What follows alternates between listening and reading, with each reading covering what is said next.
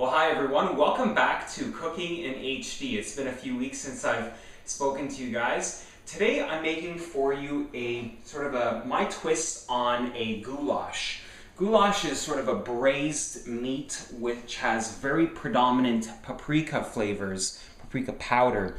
I've used a lot of sweet paprika and hot paprika in this recipe, and I think you'll enjoy it because sweet heat is one of my favorite recipe combinations, and it's featured prominently in this recipe.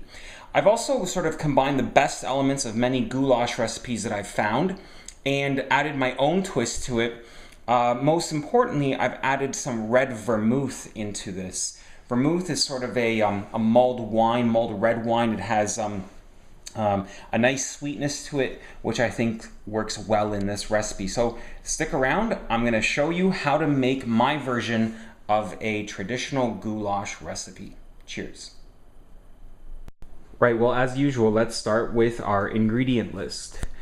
Okay, here I've got about 2 or 3 large red onions chopped. I've got about 5 or 6 cloves of garlic minced. This is 1 cup of dried paprika powder, which is actually homemade by my mom. This is our beef. You can use any kind of stewing beef, some chuck, whatever kind of beef you have, which really requires low and slow cooking to be tender. In here I've got some flour. I've got some chopped red peppers, and this red pepper paprika flavor is going to be very predominant in this goulash. I've got rosemary, oregano. I've got canned tomatoes, olive oil. I've got vermouth. Now, vermouth, if you've never had it, tastes like fortified red wine. And it's a bit sweet, and this is actually going to provide flavor and a little bit of sweetness to counterbalance the heat of the paprika and the spices. If putting booze in your food is not for you, then you can use chicken broth. I've got pepper, salt, and I'm also going to use some tomato paste and some sour cream to give it some richness. And then at the end, I'm going to garnish it with a little bit of parsley. You'll want to take your meat and just dredge it in flour, just to give it sort of a coating on the outside of flour. And then you put it in, and you want to give it a nice crispy, sort of just sear it on the outside and give it a nice caramelization.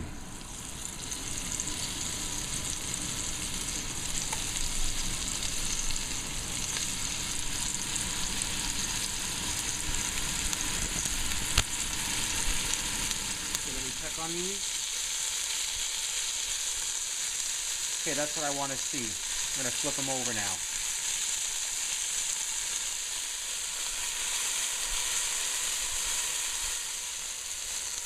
Okay, let's check the other side.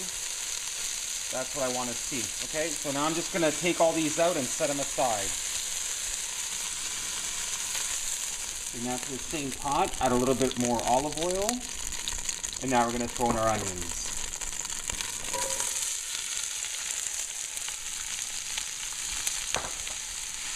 Next, we'll throw in our red peppers and let them saute down and soften.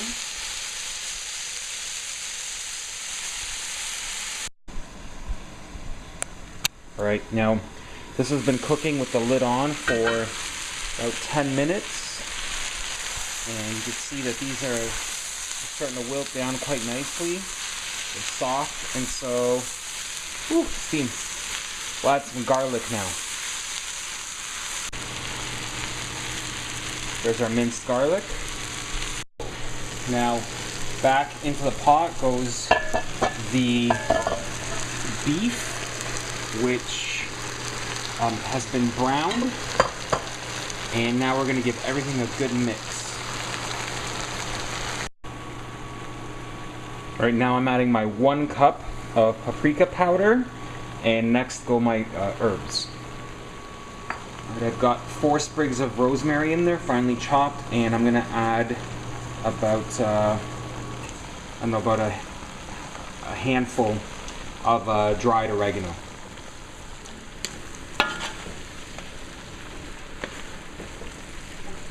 Give you a close-up view here. So you can see we've got lots of ground paprika in there, some herbs, and as soon as I put that in there with the heat in here, you can instantly taste the sweetness or smell the sweetness and the pungency of that paprika. It's also got a little bit of heat to it, which is a bonus. Okay, I've got about 2 heaping tablespoons of tomato paste, and to that I'm gonna add 1 28-ounce can of crushed tomatoes, canned tomatoes. These actually happen to be San Marzano. All right, next I'm gonna add some booze, and let's say about 1 cup of red vermouth. This is going to add a little bit of sweetness to it and just a little bit more complexity. Alright, so I'm happy with the seasoning, and now I'm just going to add a little bit of stock, just because I need this to have a little bit more liquid to make sure that it's able to braise nicely. You can see we've got our goulash in the oven at 300 degrees Fahrenheit, and we'll check on it again in about an hour. So here we are after about 2.5 hours, and this is just the right consistency. So the next thing I want to do is add a few dollops of sour cream and mix it in. You know, I reckon for a batch this size, you're probably going to need, I don't know, about 4 good-sized tablespoons, and just start to mix that in. Alright, so you'll notice that that's lightened it up a little bit, and so this is the right color and consistency. It's got a nice reddish sort of hue to it, and it's ready to serve. So we'll put this over a bed of garlic mashed potatoes, garnish it, and show you the final product. Alright guys, well here is the final product.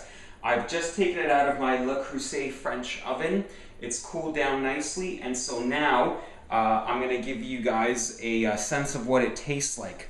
Notice I'm serving it over some mashed potatoes. These are garlic mashed potatoes. I've garnished it with a little bit of parsley, and I've put some sour cream on top, and there's also obviously sour cream inside the goulash. So let's give this a try. You just can't beat braising. The meat is just so tender. And you know what? The paprika flavor comes through really nicely. And there is a little bit of heat there because I used some hot paprika powder as well. Anyway, I'm really liking this. I'm quite happy with the result. And I know that you guys are going to enjoy this recipe. If you want the recipe, you can go to cookinginhd.com and just search for paprika or goulash, and either one of those will get you the complete recipe for this dish. All right, guys, we'll see you next time on Cooking in HD. Cheers.